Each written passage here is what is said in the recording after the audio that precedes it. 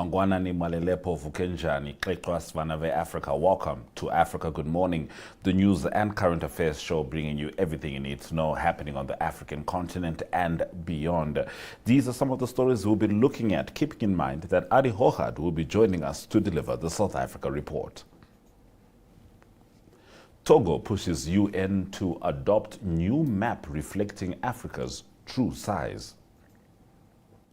Museveni warns MPs against corruption and vows crackdown.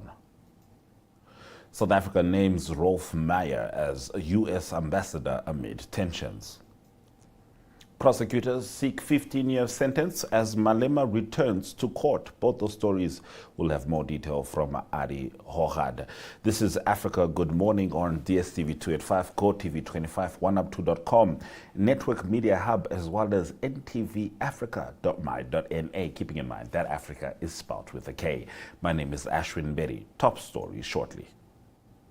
Namibia is a land of movement, with waves that never stop reaching forward. Here, adventure is not something we search for. It is something we are born into. In every corner of this country, creativity rises, from artists, from athletes, from dreamers. And when the world comes to explore Namibia, they discover something extraordinary. Because when sport moves people, creativity moves ideas, and tourism moves the world toward us. Something powerful happens. A platform where movement meets imagination, where industries connect, where opportunity grows, where Namibia's next chapter begins. Welcome to the Creative Sport Tourism Expo. Exhibit, partner, experience. Creative sport tourism.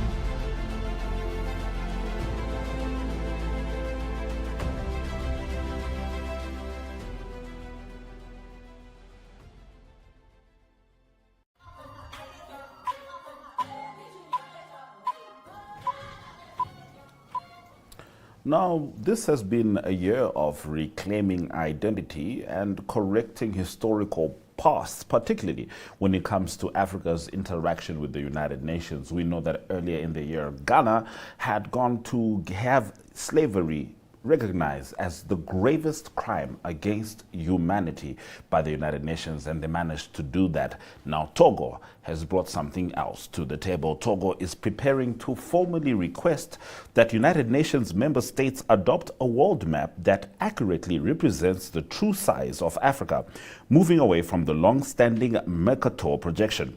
The initiative follows growing criticism that the Mercator projection distorts global geography by making regions such as Greenland appear comparable in size to Africa, when in reality the continent is about 14 times larger. Togo's Foreign Minister Robert Dussey said the current depiction is geographically inaccurate and called for a shift towards scientific truth. Backed by the African Union, Togo is leading the Correct the Map campaign, which promotes the 2018 Eco-Earth projection as a more accurate alternative. Advocacy groups Africa, No Filter, and Speak Up Africa are also supporting the push. A draft resolution is now being prepared and is expected to be tabled at the next United Nations General Assembly session in September, where member states' positions will be closely watched as an indication of their stance on the issue. We now move to Uganda, where President Yoweri Museveni has issued a very, very stern warning to Ugandan MPs, and this is with regards to corruption. Now, he declared that corruption within legislative oversight structures will not be tolerated and threatens national stability. Speaking at the National Resistance Movement retreat in Nakaseke district, Museveni questioned how governance could function if oversight bodies themselves are compromised. He referred to the arrest of 3 MPs, including Sisi Namuju, Yusuf Mutembuli, and Paul Akamba, over allegations of soliciting a 20% bribe from the Uganda Human Rights Commission to influence its budget. The MPs were detained, later released on bail in August 2024, and charges were dropped this year in January. Museveni said the incident serves as a lesson and warned that both those who give and receive bribes would face removal from office. He revealed that whistleblowers had exposed committee-level corruption where public officials were allegedly pressured to pay for budget approvals. He urged officials to report any bribery attempts immediately. Now, South Africa has appointed veteran politician Roelf Meyer as its new ambassador to the United States, in a move taking place during a period of strained diplomatic relations. President Cyril Ramaphosa confirmed the appointment, noting Meyer's historical role as a key negotiator during the early 1990s transition from apartheid to democracy. At 78, Meyer is recognized for helping guide negotiations that led to South Africa's first democratic elections in 1994, keeping in mind that Cyril Ramaphosa was negotiating on behalf of Nelson Mandela and the ANC at the same time. Now, Roelf's appointment comes as tensions persist with the administration of Donald Trump over issues including South Africa's genocide case against Israel at the United Nations and claims regarding the treatment of white Afrikaners, which Pretoria denies. Relations were further affected when Washington expelled South Africa's previous ambassador following criticism of Trump's political movement. Despite this, the United States remains South Africa's largest trading partner in Africa, with many American companies operating locally. Now, Meyer's diplomatic experience is expected to play a role in managing engagement between the two countries. Here is President Cyril Ramaphosa of South Africa defending his decision. Meyer, as South Africa's new ambassador to the United States, replacing Ibrahim Rasool, who was declared persona non grata back in March 2025. Now, of course, Mr. Meyer, you know him very well. He used to serve part of the National Party, but was a key negotiator in South Africa's transition to a democratic state. Your reasoning behind his appointment, and do you think he's ready and capable of fixing South Africa's somewhat strained diplomatic relations with the United States of America? And last question, Mr. President, a South African-born billionaire who owns Starlink and Twitter has been crying foul of South Africa's triple BE policies, labeling them as racist laws, saying that he can't operate in the country because he is not black. And of course, he's gone on a social media campaign where he's saying a lot of things about the country. Just your reactions to that. Thank you very much. Roelf Meyer is a South African, a very loyal and patriotic South African who has distinguished himself in a number of areas where he has worked. And yes, he did lead the National Party negotiating team together with myself. He was a cabinet minister in the initial government of national unity and has done very well in those areas. Recently, he's been involved in mediation processes in a number of countries, and that in many ways has sharpened his diplomatic skills, where he has been able to get involved either in conflict situations, trying to bring peace amongst differing or warring parties at a very quiet level, continuing to assist even our government in its diplomatic efforts. And when we needed to appoint an ambassador to the United States, I found him to be more than qualified to be able to work in the United States, recalibrate our relationship with the United States, interface with a number of stakeholders in the United States. As it is now, he's been interfacing with a number of people in the United States, both in the Capitol Hill, in the various departments of the United States. So already a lot of interactions have taken place.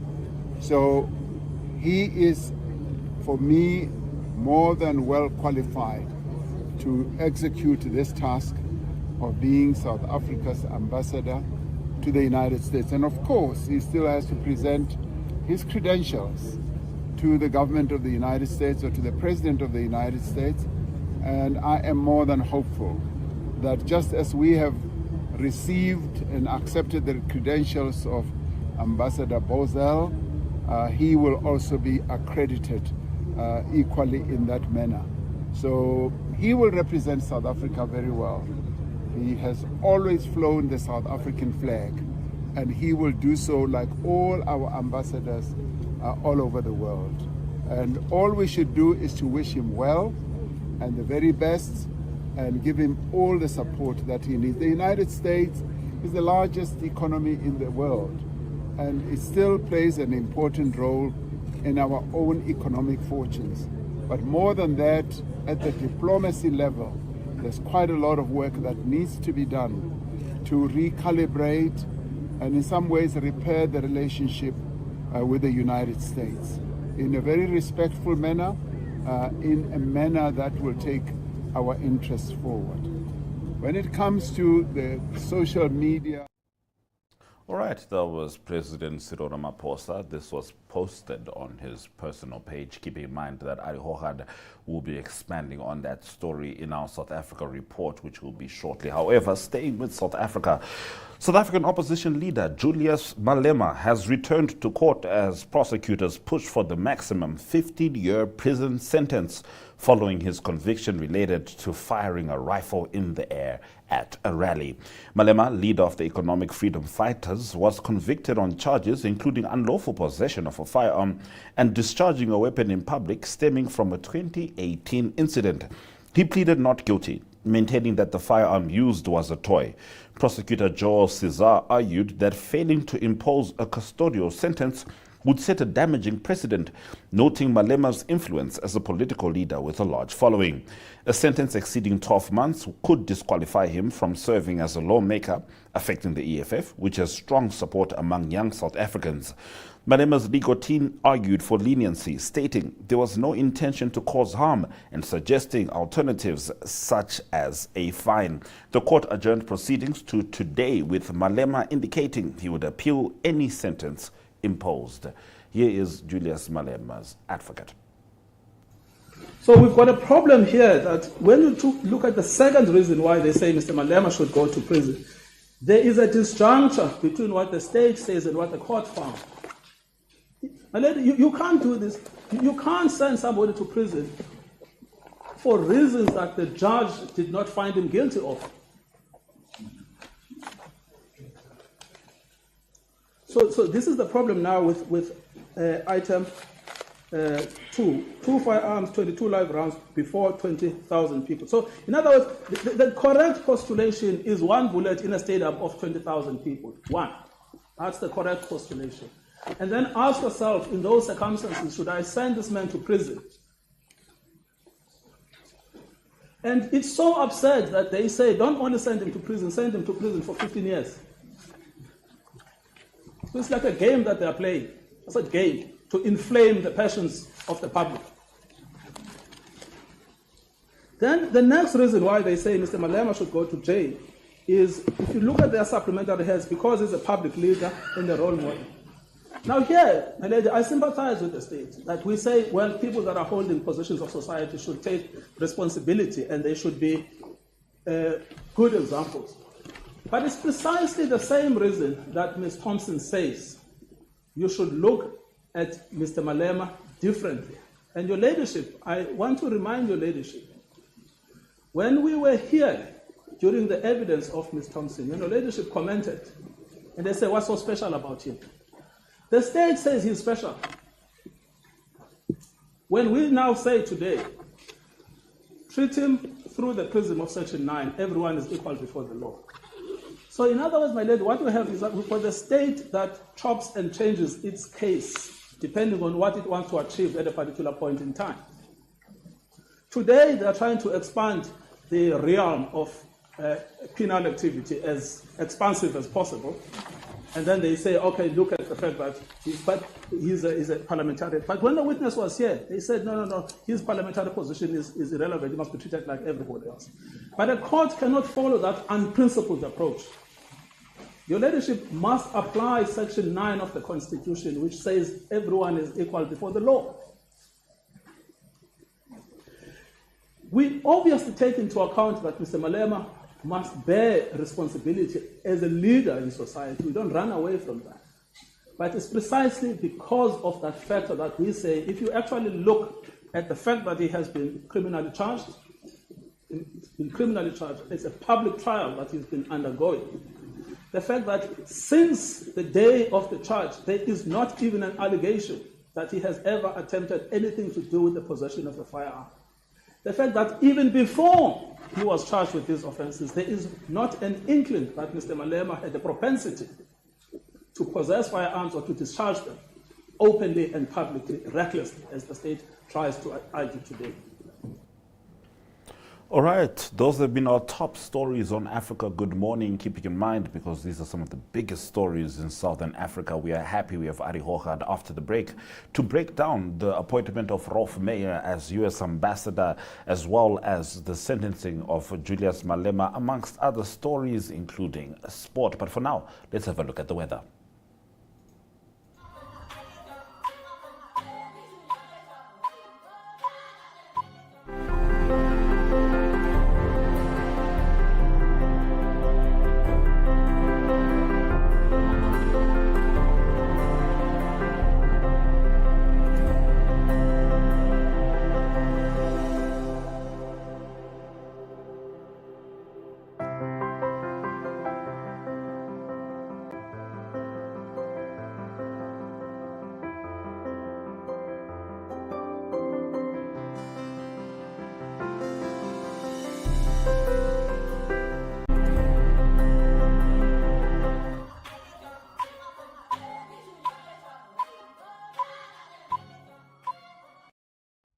In current news in South Africa, it is political news. First, it is related to Mr. Julius Malema. He's the leader of the EFF.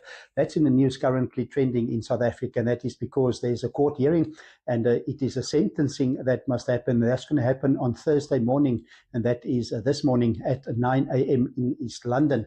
So it happened in the end of 2025. Mr. Malema, he's the leader of the EFF. He was found guilty. That was on discharging a firearm in public, and that was July 2018 that had happened at the EFF rally, and also found guilty of unlawful possession of a firearm and ammunition, and also reckless engagement. So what's happening now on Thursday morning is the sentencing, and that will be Magistrate Tronet Willifeer that will do the sentencing. So it's related to South Africa, very important for South Africa, because Julius Malema is a leader of the fourth biggest party in South Africa. He's got 9.5% support. That is the EFF, that is voter support in the previous election, and 39 seats in government. It's important because if the sentencing may be above 12 months without the possibility of a fine, then according to section 47(1)(e) of the Constitution, Mr. Malema will not be able to be a member of parliament. So it's a big moment for the EFF leader, what the sentencing will be. There's different options to what can happen. It is in previous cases that was similar. It can range from a suspended sentence. That happened on quite a few cases. That typically happens if somebody is a first offender and somebody didn't die or wasn't get hurt. And also there can be a fine or community work. So anything is possible. The sentence can be anything from 6 months, 12 months, up to 15 years. That is the maximum sentence for those offences. So just to confirm again, it will be 9 a.m. Thursday morning. That will be in East London that the sentencing will be done. And it is Mr. Julius Malema. He's the leader of the EFF. Then also related to current news in South Africa, political news, it is relationships between South Africa and the USA, political relationships. And there's a new ambassador that was confirmed by President Cyril Ramaphosa, and that will be Mr. Roelf Meyer. He's 78 years old, very experienced former politician. He's been a main negotiator for the last 15, 20 years. So he will be the new ambassador in Washington. So it is relationships between South Africa and the USA that is under pressure for some time now. And it also spilled over in global forums, and that is, for example, South Africa not being allowed at the G20 summit in the USA, or President Ramaphosa not allowed there. And then also President Cyril Ramaphosa was dismissed from the G7 summit in France, and that was after objections from America and from President Donald Trump. So it will be important to build new bridges and to try and strengthen those relationships again. And it is thought by the President of South Africa, President Cyril Ramaphosa, that Roelf Meyer will be the best person to be the ambassador in the USA. Then to close off the current news in South Africa, it's related to the economy, and that is related to Richards Bay Harbour, big component of export and also imports in South Africa. It is a harbour that needs attention, and it is a Transnet that is operating the Richards Bay dry bulk terminal. And so it is investors, locally, domestic and international, that's welcome to contact Transnet and invest. They need to invest at least 5.2 billion South African rand. That is to increase the capacity and the infrastructure at the Richards Bay dry bulk terminal. And it is strategic because the capacity at the moment is 18.5 million tons that is going through that harbour annually, and the capacity can be 26.9 million tons annually.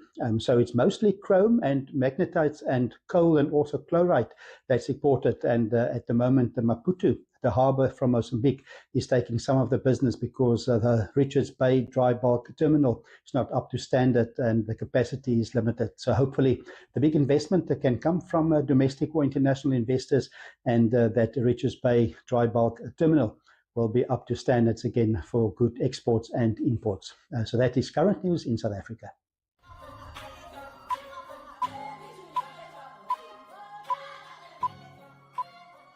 In sport news related to South Africa, we first go to the HSBC 7 series. So that starts again, that continues this weekend. It's in Hong Kong, and the men and women team from South Africa play in the tournament. It is South Africa's men's team that will play against Uruguay, Spain and Argentina in their groups. And then the women's team will play against Australia, Canada and Great Britain.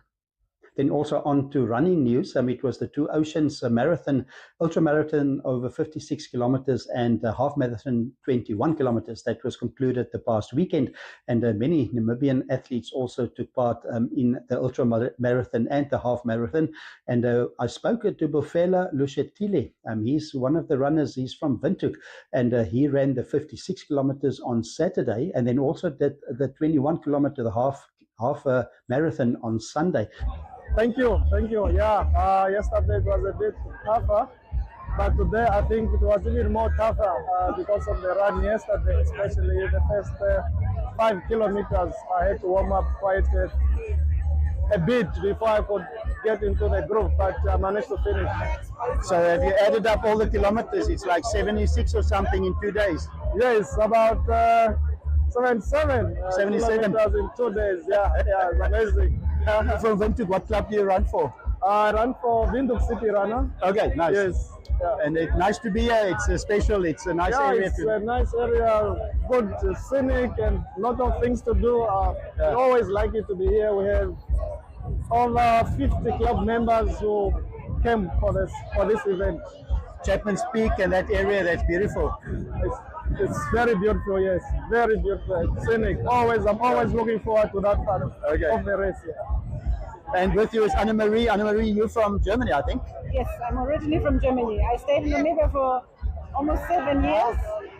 That's why I've known this marathon for a while. But now I am in Germany and I had to come to Cape Town for this beautiful marathon. And a special experience doing it with friends. This is quite a lot of people running. Yes, so many people, and it's really a very nice experience.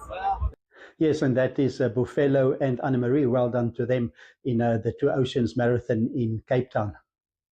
Let's conclude the sports side of the news in South Africa, and that is with soccer news. It is Mamelodi Sundowns that's playing in a Confederation of African Football CAF Champions League. That is the second leg semi-final. That will be played in Pretoria on Saturday at Loftus Versfeld.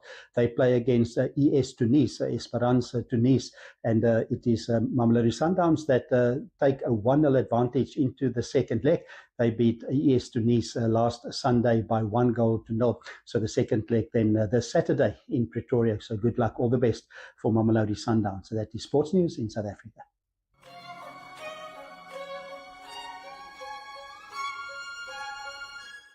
In entertainment news in South Africa, we go to Muizenberg, and Muizenberg is one of the towns that the Two Oceans Ultra Marathon went through. So just about 15 kilometers into the race, you find Muizenberg. It's a beautiful, beautiful coastal town, and it's on the Valsbaai coast, and it's known for its being a surfing spot. So it's called Surfers Corner. It's beautiful, and often on weekends and every day of the week when the surf is up, there's lots of surfers there, and you can also rent surfboards and wetsuits there, quite close to that surfing spot as well. So it's a town that was established in 1895, and there's a beautiful towns just next to it, like Kalk Bay also and Fishhoek.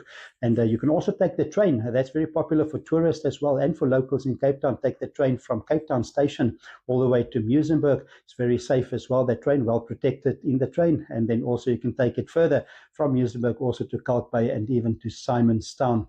So it is not only surfing in Muizenberg that's popular. They've got brilliant restaurants as well, also well known for many great seafood restaurants. Then besides all the brilliant restaurants, there's also lots to see for bird watching and for nature lovers. It is the Zandvlei Nature Reserve. That's also quite close to Muizenberg, and also just above Muizenberg on the mountains, it's a Table Mountain Reserve that also stretches out all the way to Muizenberg. So lots to see there for tourists and for visitors. Obviously, Muizenberg, a great place to visit, especially for surfing. And that is entertainment news in South Africa.